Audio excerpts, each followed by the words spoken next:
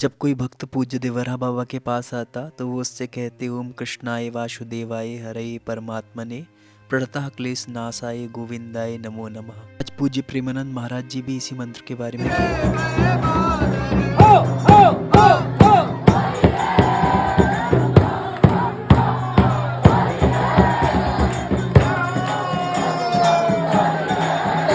राधा वल्लभ लालजू का प्राचीन मंदिर है जिसमें अभी श्री हरवंश महाप्रभु जी का चित्रपट विराजमान है। आप यहाँ के दर्शन जरूर करें।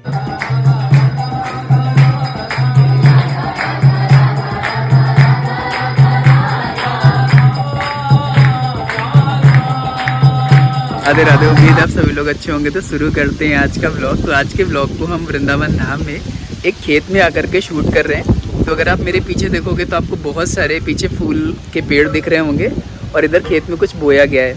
और जिस बहुत मतलब घने पेड़ के नीचे मैं इस वीडियो को शूट कर रहा हूँ, ऊपर आपको उसके पत्ते दिख रहे हैं, ये पीपल का पेड़ है। तो चलिए शुरू करते हैं आज का ब्लॉग। तो हमने सोचा कि आज के ब्लॉग को किसी स्पेशल प्लेस से शूट करते हैं, तो हमने स्टार्ट कर दिया।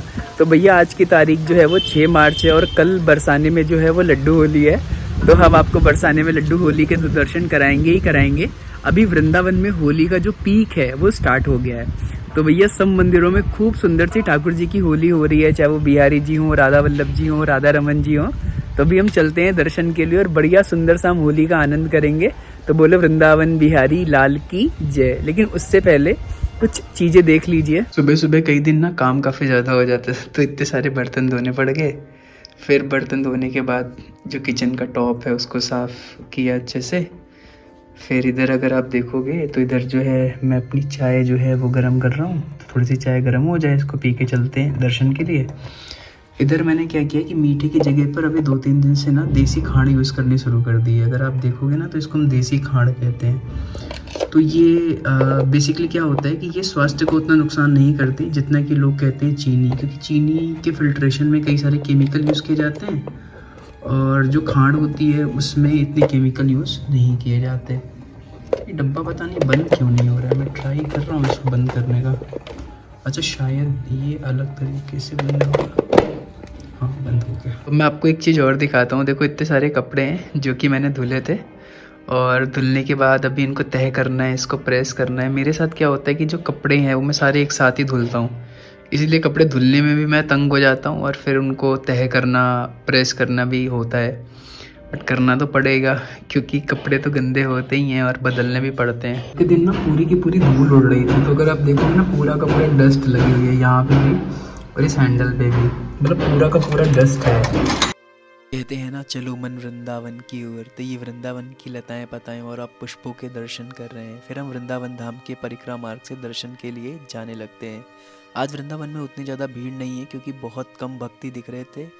उसके बाद हम पहुँचे श्री राधिका वल्लभ लालजू के बहुत सुंदर से दर्शन करने के लिए। राधिका वल्लभ जी का मंदिर राधा वल्लभ जी के पास में ही है। तो जब कभी आप वृंदावन आते हैं तो आप यहाँ के भी दर्शन करें क्योंकि यहाँ पर आपको बहुत पास से ठाकुर जी के दर्शन करने को मिलते हैं।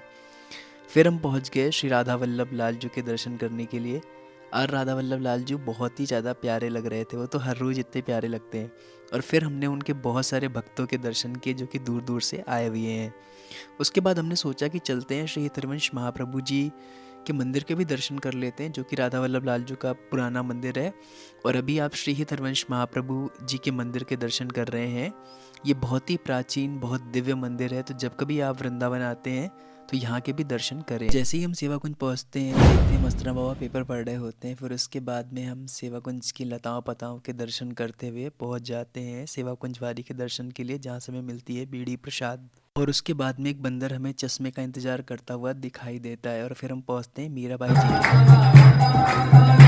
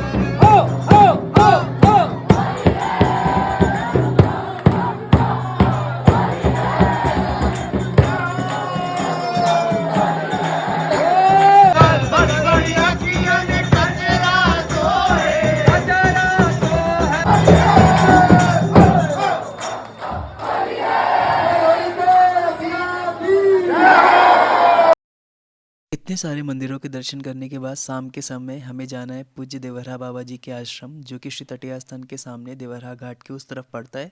इसलिए उसी रास्ते से हम आगे की तरफ जा रहे होते हैं। इस रास्ते को कितना अच्छा कर दिया गया है, तो जब कभी आप वृंदावन आते हैं तो इस जगह के भी घूमने का प्रयास करें, क्योंकि ये काफ़ी सुंदर हो गई है। और देवरा बाबा बहुत ही ज़्यादा दिव्य संत हुए हैं। उनके बहुत सारे चमत्कारों के बारे में तो आपने सुना ही होगा। लोग कहते हैं कि उनकी उम्र के बारे में किसी को कुछ भी पता नहीं। फिर यहाँ पहुँच के देखता हूँ तो बहुत प्यारे प्यारे से पपीज़ इस डॉग के पास लेटे होते हैं। मेरा इसके पास और जाने का मन होता है, लेकिन मुझे लगता है कि ये कहीं काट वाट ना ले, इसलिए इससे हम दूर ही रहते हैं। और फिर एक पपीज़ और हमें दिखता है जो कि कुछ खा पी रहा होता है। इनको देखने के बाद हम देवरा बाबा के आश्रम की कुछ लताओं पताओं की छोटी सी वीडियो रिकॉर्ड कर लेते हैं, जिससे कि आपको दिखा सकें। और लास्ट में हम पहुंचते हैं बाबा के मचान के दर्शन करने के लिए। जब कभी आप वृंदावन आते हैं तो इस जगह को देखें। यहाँ से जमुना जी इतनी प्यारी लगती हैं, इतनी सुंदर लताएं पताएं दिखती हैं ना। अब आप दर्शन कर रहे हैं पूज्य देवरा बाबा जी की एक बहुत सुंदर सी फोटो के। बोलो देवरा बाबा की जय। रसली जय हालाला जो बने को कछु रसली जय गोरी आई नी हमरे गोरी आई नी श्याम तेरी सुधली जय गोरी आई नी श्याम गोरी जय गोरी आई नी